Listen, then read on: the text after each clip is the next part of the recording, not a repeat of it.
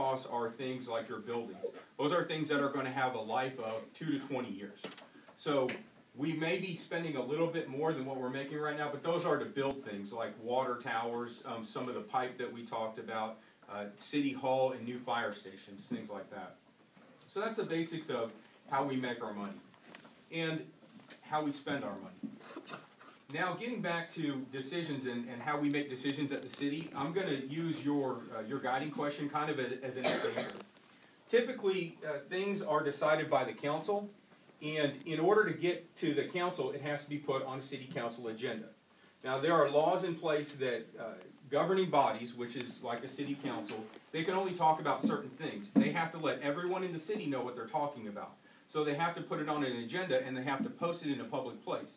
That way, they can't just go and make a bunch of decisions without you knowing, because every person has the right in America to decide and have a voice on how their government is run. So in order to do that, any question that we're going to put before the council or any decision the council is going to make, they have to let everybody know we're going to decide this. Or let's take curfew, for example. Well, the council wants to decide if they're going to put a curfew in place. So they have to let everyone in the city know on this day, at this time, we'll be talking about this item. That way, if you're concerned about it or you want them to know something before they make a decision, you have a chance to come and talk about that. So we've established that you have to have an agenda, and you have to place the items that you're going to talk about at that meeting on that agenda. Well, how do items get on the agenda? They can get on there one of 3 different ways. Usually, they're either going to be staff-directed. So in this case, how can we select the best energy-efficient resource?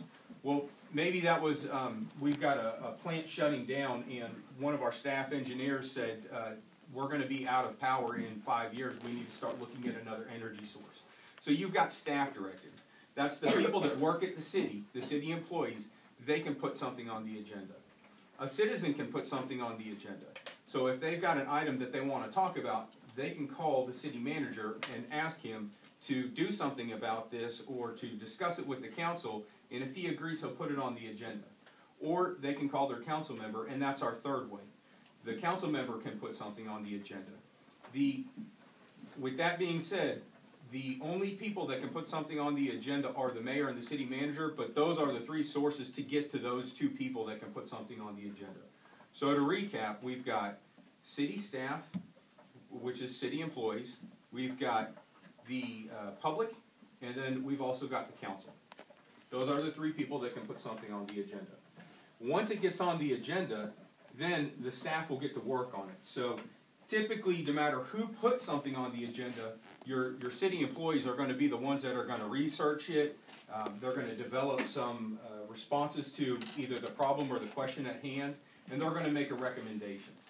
So when you go to the city council, you want to tell them a few different things. You want to tell them, number 1, here's the problem that we have. Here's why this is on the agenda. Then you want to give them a little background information. So you don't just want to say, well, here's a problem, what do you want to do? You want to tell them, here's our problem, and here's why it's a problem, and here's why it's affecting us. Then third, you want to give them your research. So we looked into it, and here's what we found out. And then 4, you want to give them some resolutions. You want to give them some answers. So what you want to do as a city employee is you don't want to tell them this is what you need to do. You tell them here's 3 or 4 things that you can do. Well, for example, your guiding question. Select the best energy efficient resource. So in this instance, what we would do is we would tell them we've got some issues with that we want to have a new energy efficient resource. So we did some research, and here are 3 or 4 different energy efficient resources that we can use. Here's the one that we recommend you use, and here's why. Here's another one, and here's some of the pros and the cons. And we'll go through 3 or 4 of those, and then we'll leave it up to the council to discuss it. And they may or may not have an answer that time. So they may or may not take a vote.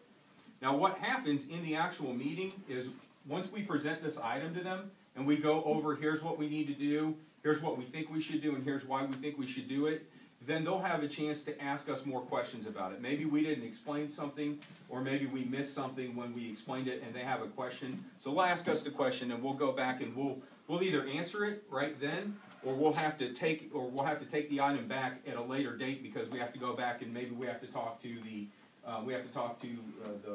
coal plant. and find out exactly how many tons of coal they have to go through each year.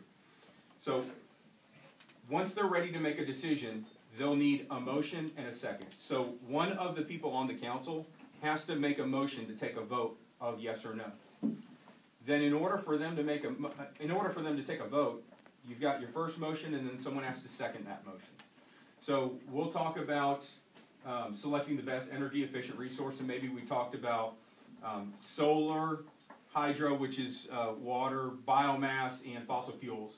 And one of them said that they wanted, they make a motion to approve the fossil fuel plant.